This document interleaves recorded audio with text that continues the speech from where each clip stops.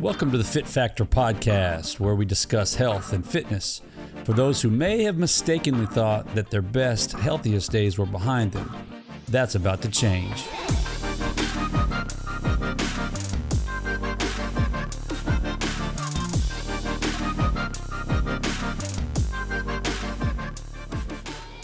Before we get started on this podcast, I just want to give a quick plug for my company, It Factor Coaching. You may recall in my previous episode and in my trailer that I am a certified health coach, certified personal trainer. I'm a nutritionist.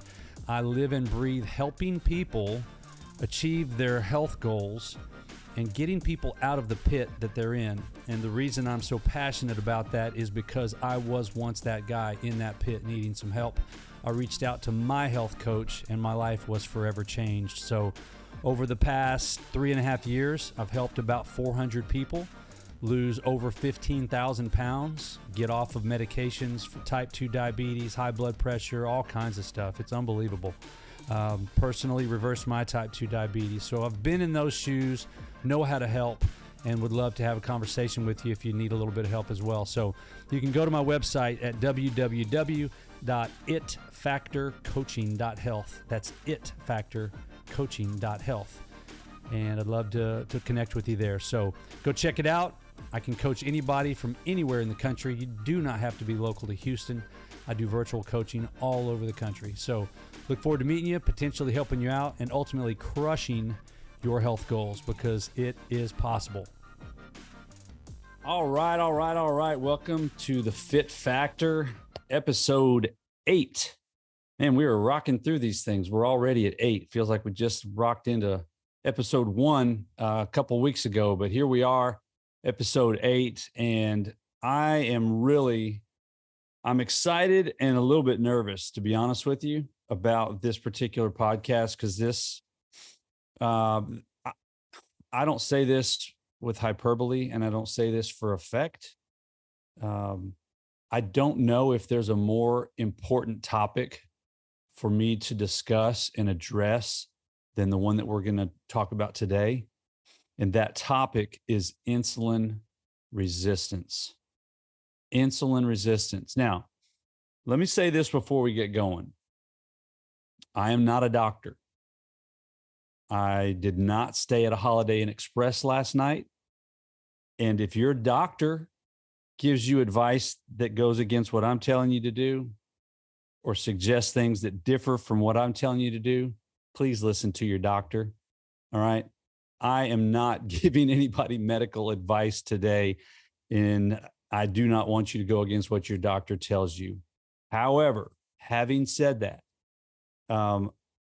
there are a lot of differing opinions, even among the medical community. There are doctors that disagree with each other about things like insulin resistance and a slew of other things.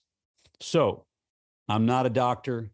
Please don't listen to anything I say as a excuse to go against what your doctor says.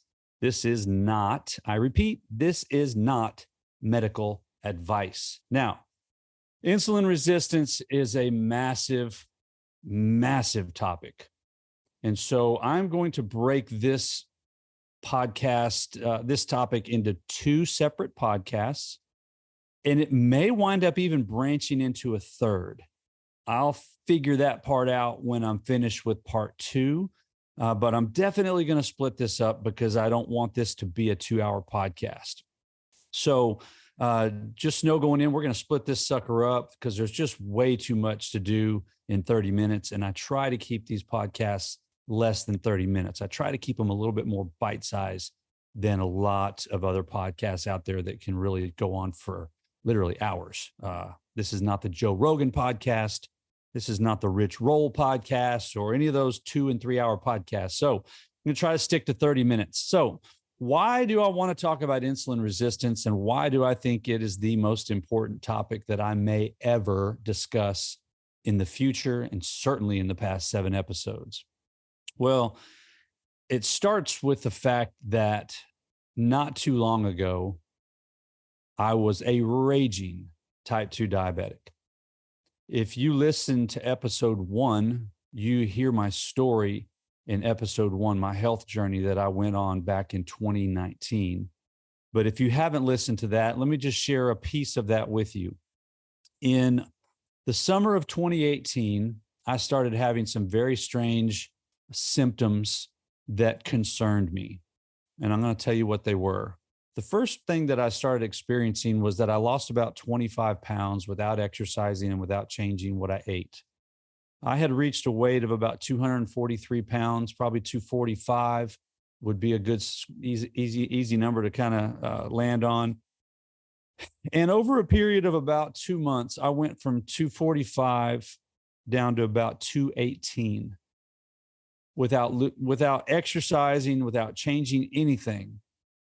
And that was cause for alarm. I didn't talk about it with my wife, and I didn't talk about it publicly, but I was noticing something wasn't right. And I kind of kept it to myself. Typical guy, typical man, didn't talk about it. So I lost, what is that, 25, 27 pounds without trying. As that was taking place, I started noticing waking up in the middle of the night with my hands being numb. And I would have to shake my hands to try to get feeling back in them and flex my fingers. And they were just numb. My fingertips were numb. So that was another thing that started to concern me. I started having some sores in my mouth. And I was urinating about every 30 minutes to an hour like clockwork. At the same time, I was thirsty all the time. So I was driven by this constant thirst and this constant cycle of having to use a restroom every 30 to 45 minutes, maybe every hour. And so these things all started to accumulate on each other. And eventually I made an appointment with my doctor. And in August of 2018, I was diagnosed with type 2 diabetes. I had an A1C of 12.0 at the time of my diagnosis. So I was not just pre-diabetic. I hadn't just become type 2. I had obviously been type 2 for quite some time and just didn't know it. That's one of the scary things about diabetes. You don't really know you've got it until it starts to kind of rear its ugly head and have these symptoms that I was having. So, or if you get a blood test that makes it very obvious, but there's no symptoms to it. It's really, really scary to know that you can be dying a slow, painful death and not even know that you're sick. But that was me. And so that's why insulin resistance is a topic that I really want to talk about because, 4 years ago, I didn't know anything about insulin resistance. I didn't know anything about type 2 diabetes. In these past 4 years, I've spent so much time learning and studying and educating myself on this topic because I coach people now who have type 2, who have prediabetes, who have insulin resistance. That's my world. Coaching those people and helping them reverse that and recover is what I do on a daily basis. So I have to learn more about it and I have to understand it. And obviously I'm passionate about it because it affected me personally. So insulin resistance, it's important, not just because I had type 2. It's probably the least discussed medical condition that we have in America. I don't even know if there's a close second. For something that's as big a deal as insulin resistance, you would think it would be discussed nonstop all the time. I mean, we just spent the last, almost 3 years we've been talking about a virus that killed less than 1% of the people that got it. And we can't talk about insulin resistance, really? Because it is the root cause of numerous diseases like type 2 diabetes, fatty liver disease.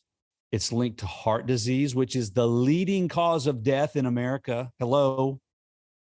And it's linked to hypertension. Insulin resistance is at the foundation of so many deaths in our country and so many illnesses, and the amount of money that it costs us in the medical world is in the billions upon billions upon billions of dollars. But we're not talking about it. Why not? Well, I'm going to talk about it. And I hope that you'll share this with somebody that you know who might get some value out of it. So over 50% of Americans right now are predicted to be insulin resistant. 50% of adults in America are insulin resistant. All right. And it's almost certain that anybody who is obese has some degree of insulin resistance. It's almost a lock. If you're clinically obese, it's highly likely that you are insulin resistant. I'd be shocked if you weren't. All right. So today, what I want to do is I want to hit on three topics, three aspects of insulin resistance. And we're going to answer three questions. The first question we're going to answer is this: what is insulin resistance? The second question we're going to answer is what causes insulin resistance? And the third question we're going to answer today is how do you know, how can you find out if you have it? All right. So here we go. Let's get this party started. What is insulin resistance? Well, the starting point for insulin resistance, it would make a lot of sense for us to talk about at first, what is insulin, right? It'd be silly for me to assume everybody automatically knows what insulin is. So let's talk about that. What is insulin? Insulin is a hormone that is secreted by your pancreas that controls the amount of blood glucose you have in your bloodstream. Okay? It literally keeps us alive by controlling our blood sugar levels every moment of every day. Without insulin, you would be dead in a matter of minutes. Okay? Insulin is one of the most important hormones in our bodies. There are other hormones that we can live without. They might be detrimental to not have them. I'm thinking of like testosterone as a starter. You can have super low testosterone and not get testosterone replacement therapy, and you'll still live. You might not have a very happy life, but you can live with low levels of testosterone. Insulin, totally different game. Insulin keeps us alive. Okay. So it is a hormone secreted by your pancreas to manage your blood sugar levels, specifically to prevent them from going too high. When blood sugar starts to rise, insulin steps in to bring it back down to a healthy, safe zone. All right. So now that we've got that part out of the way, what is insulin resistance? Insulin resistance is when the cells in your muscles, in your fat, and in your liver stop responding correctly to the insulin and can't easily take up the glucose from your blood. Okay, so in layman's terms, when we eat carbs, insulin detects it, it grabs hold of that glucose, it takes it to the cells to be used as fuel. And then cells that burn glucose, let's just say muscle cell, okay, there's a door to that cell. And that door opens to allow insulin to usher the glucose into the cell for it to be burned. All right. When insulin knocks on the door of an insulin resistant person, the door is locked and it cannot be opened. All right. That means that the cell is resistant to the insulin. So that's what insulin resistance is. The cells need to take that glucose in, burn it as fuel. But if that door gets locked because of insulin resistance, it won't open the door and insulin can't bring the glucose into that cell. Well, if there's sugar, if there's glucose in your bloodstream and it can't get into the cells, then where does it go? It stays in the bloodstream circulating. All right. And this is where you see things like type 2 diabetes become a thing. When I got diagnosed with a 12.0 A1C, the amount of sugar that was in my blood was insanely high, more than double a healthy limit, a healthy amount. All right. And that's because I was so insulin resistant that the cells in my body would not open the door to allow the insulin to bring the glucose in so that it could be processed as fuel. And so my blood sugar just stayed high. I just constantly had sugar flowing through my veins. Okay. So that's what insulin resistance is. Now, bigger question: what causes insulin resistance? This is the thing we really need to understand. Okay. Human beings, we We are brilliantly designed machines by a phenomenally brilliant, perfect creator. All right. We were created with an amazing ability to adapt, to survive, and to thrive. And thousands of years ago, when starvation was actually a problem, all right, there used to be a time in the past when people didn't know where their next meal was going to come from. Okay. So back during that time period, the body used insulin resistance as a method of survival when food was unavailable. Okay. Now, not to be too terribly insensitive, I realize there are still people in the world today that don't know where their next meal is coming from. Granted, those people are not a part of the norm of society where food is just abundant. All right. So I do understand there are places in the world, and certainly people in America, that they truly don't know where their next meal is coming from. All right. But by and large, most people have abundant access to food. Okay. Now, insulin resistance during this time period, let's just say thousands of years ago, insulin resistance prevented glucose from being burned in the muscles during those starvation periods because the body recognized the stress signals and it knew something was wrong. And as a means of survival, insulin resistance kept blood sugar flowing through the bloodstream for our central nervous system. Our brain and our central nervous system functions off of glucose, and our body knows this. And so insulin resistance was a method, all right, a method for our bodies to survive during times of starvation. All right. So the central nervous system loves glucose, loves glucose. Super important. Now, I also know that that ketones can be burned as fuel for the central nervous system. So if you're one of those keto folks, don't be DMing me telling me that, hey, you forgot about ketones. I know.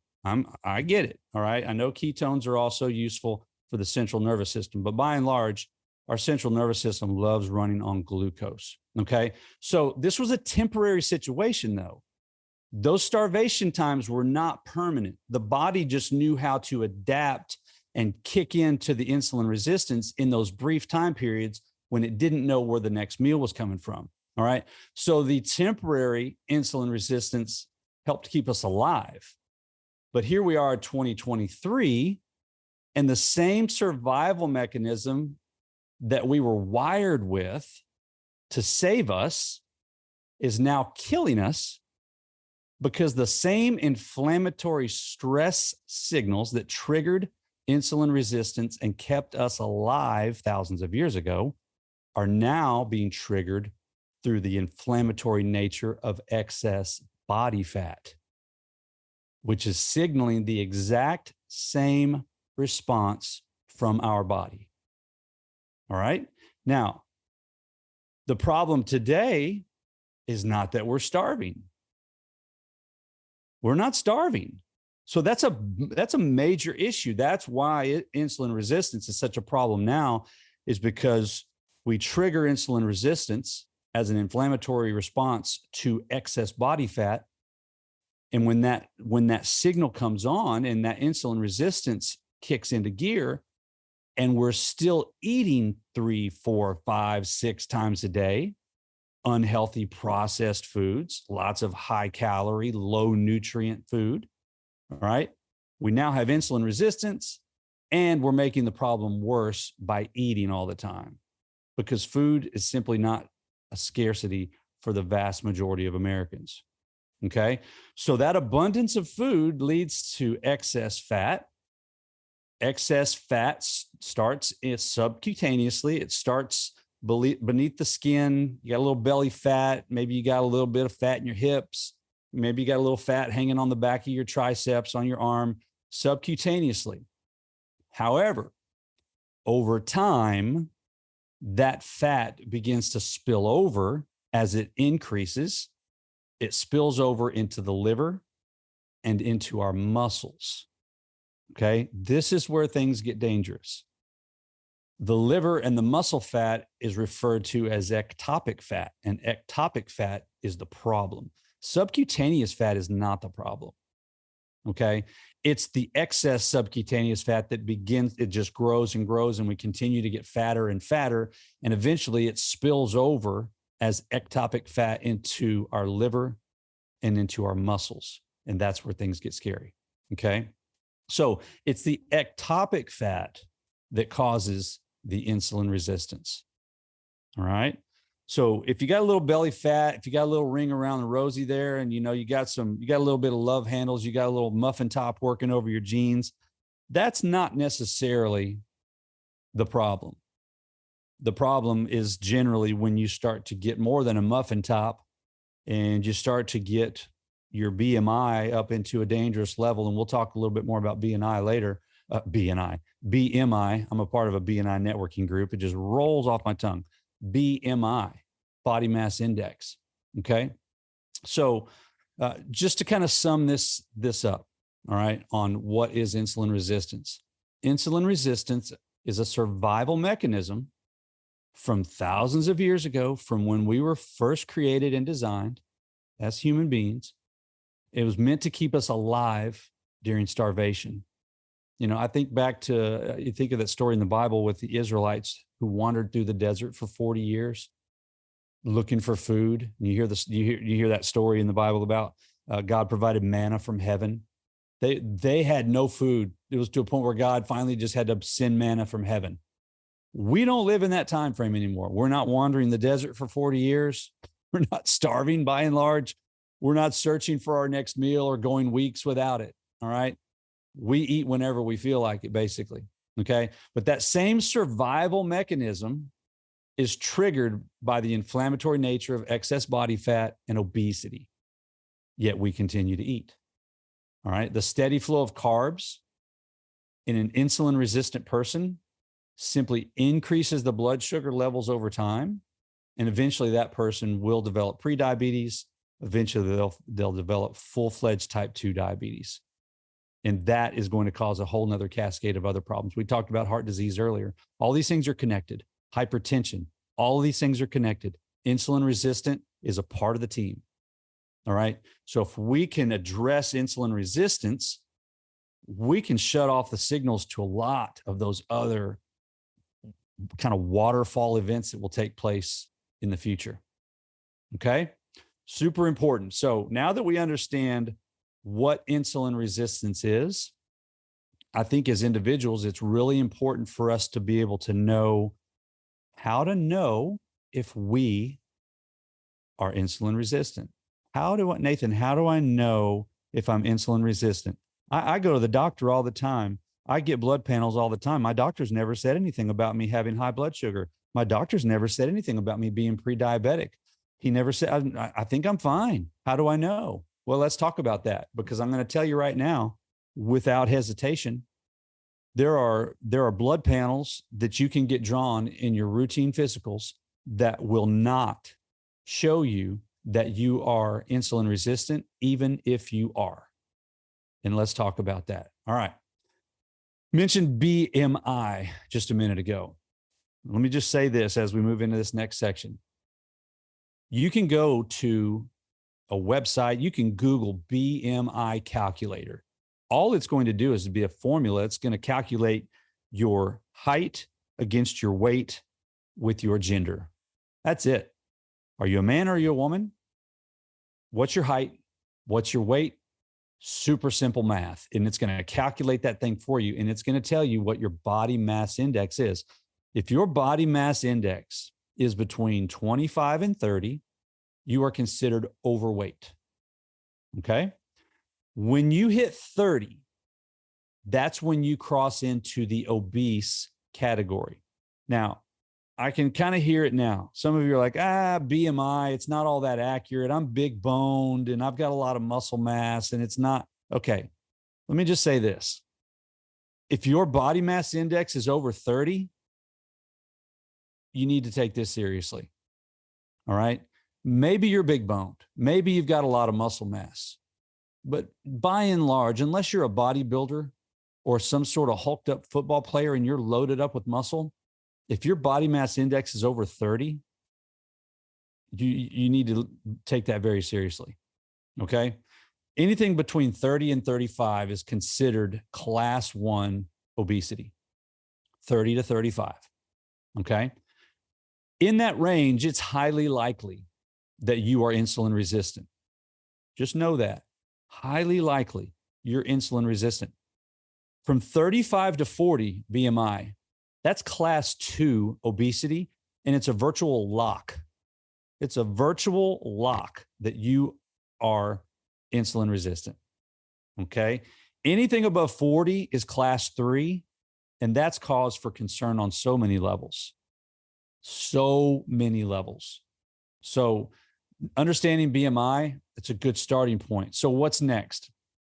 When you get a blood panel from your doctor, he's going to ask you, generally, they're going to tell you, okay, don't eat anything after 9 o'clock the night before your appointment, and don't eat anything up until your appointment. You can drink water and you can drink black coffee. That's it. Don't drink anything that's going to potentially spike insulin. And what they're going to do is they're going to pull your blood. And if your fasting glucose is above 100, that's a red flag. That's a red flag. Okay. If you have a fasting insulin or fasting glucose of somewhere between 100 and about 110, that's a red flag. Anything above 110, you're starting to get into there's a real problem here. All right. So that's the first thing you can look at. But I said earlier that you can get a blood glucose test. You can get a blood panel from your doctor. And that test right there, that blood glucose test could be, let's say, 92. And you could immediately look at that and go, oh, I'm good. I don't have any problems whatsoever. But that's not necessarily true. And this is why you need to get a little bit deeper. So if you have a body mass index of 30 or higher, and your blood glucose, fasting blood glucose, comes back at below 100, there's some things I want you to specifically ask your doctor to check. These are things that they generally will not do unless you ask for it. Okay? A standard blood panel will not test for insulin resistance with either of these tests. You will not get, unless you request it, you will not get a insulin test, a fasting insulin test. Okay. And you will not get a blood glucose tolerance test. Okay. A fasting insulin and a blood glucose tolerance test. Those are two things you will not get from your doctor unless you ask for it. Ask for it. If your BMI is above 30 and your fasting blood glucose is 100 or lower and you think you're in the clear, I want you to ask for a blood glucose tolerance test, and I want you to ask for a fasting insulin test. Okay? Because here's the thing. By the time prediabetes or type 2 diabetes shows up in your fasting glucose or in your A1C, you're likely to have already been insulin resistant for years. I mean, years. So the A1C, although it will tell you if you're pre-diabetic or diabetic, you could have a normal A1C, a normal fasting glucose, and still be insulin resistant. Okay. So a standard lipid panel is going to show you a couple of things that I want you to check. This is standard stuff: triglycerides and HDL cholesterol. Okay. If you take your triglyceride and put it over the top of your HDL cholesterol, and the ratio of triglycerides to HDL is more than 2-to-1, that's a warning sign. That's cause for concern. It's highly likely, if you're above 2-to-1 triglycerides to HDL, it's highly likely that you're insulin resistant. If you're 3-to-1 or higher, that's a massive siren. That's not just a red flag, that's a siren. That's a problem. You could probably look up your blood panel results right now on an app on your phone if you've gotten a physical in the last couple of years. Those things are on apps now. Mine is. In fact, today, just out of curiosity, I looked at mine just to see what my ratios were on triglycerides to HDL. Check this out. This really tells the story. August 29th, 2018, that's when I got diagnosed with type 2. That's when I had an A1C of 12.0. On August 29th of 2018, my triglycerides were 353 and my HDL cholesterol was 37. 353 to 37. That's almost 10 to 1. That's almost 10 to 1. And that's the day I got diagnosed with type 2. Now, beautifully, after losing weight, getting healthy, and getting my butt in gear and taking care of business, all right, I went back a year later. I got my annual physical on August the 19th, 2019. My triglycerides were 70 and my HDL was 46. So a ratio of about 1.6 to 1. So I went from almost 10 to 1, type 2 diabetic, and then a year later, 1.6 to 1. So why do I say that?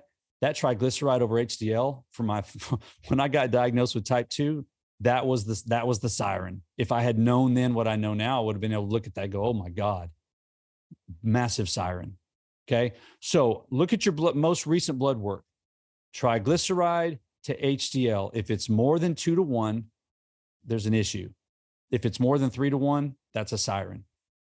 Not playing games, guys. Check it. Okay. And like I said before, request the oral glucose tolerance test and the fasting insulin test. If your fasting insulin comes back at 5 or lower, you're healthy. Your insulin resistance there, that's a healthy number, 5 or lower. If it's between 6 and 10, that's a warning. That's a little bit of a red flag. If it's between 11 and 15, it's pretty certain you're insulin resistant to some degree. And if it's over 15, you're definitely insulin resistant. All right. So 0 to 5, good. 6 to 10, problem. 11 to 15, definitely playing with fire. 15 and above, issues, serious, legit issues. Okay. And these are fasting insulin numbers. Sometimes a doctor will do a test that will check your insulin fasting, and then he'll check your insulin after, like the oral glucose tolerance test. They'll give you a dosage of carbohydrates, let's say 100 grams of carbs, and then they'll check you maybe every 30 minutes and they'll see where your insulin numbers go. But that fasting insulin number will tell you if you are insulin resistant. All right. So guys, I want you to take this seriously. Insulin resistance is the root cause of type 2 diabetes, fatty liver disease. It's connected to hypertension, and it's connected to the number one killer in America, heart disease. All right. So take this stuff seriously. If your BMI is above 30, really take a good look at all of these numbers, and don't just settle for a fasting blood glucose test. Ask your doctor for more. All right. Ask for the things that I've mentioned so far. Okay. And if you find out during any of this process, if you look at your triglyceride and HDL ratio tomorrow, if you look at it right now and you see that you're above 2 to 1, I would love to help you. If you're above 3 to 1, I would love to help you. I can help you. This is what I do, is help people reverse insulin resistance. And when you reverse insulin resistance, so many other aspects of your health will improve at the same time. All right. So part 2 will be next week. We'll talk a little bit about, okay, I am insulin resistant. Now, what do I do about it? How can I fix it? We're going to talk about that next week. So thanks again for stopping by the Fit Factor. I hope you get some value out of this. And please, please, please, this is such a big deal.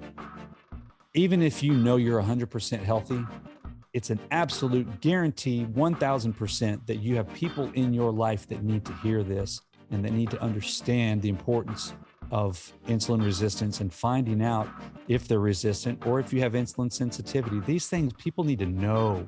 So please share this podcast with people you love. Share it with anybody that you might know who's actually told you that they struggle with prediabetes or they're type 2 diabetic. Share this podcast with them. Let them know what's possible. Let them know what to look for, because this is the kind of stuff that if everybody knew, I mean, just think for a second. If every person in America knew to check their triglyceride and HDL ratio, how much of a difference would that make on people doing something about their health? How much of a difference would that make? So think about that. And if I can help you or anyone you love, please get a hold of me.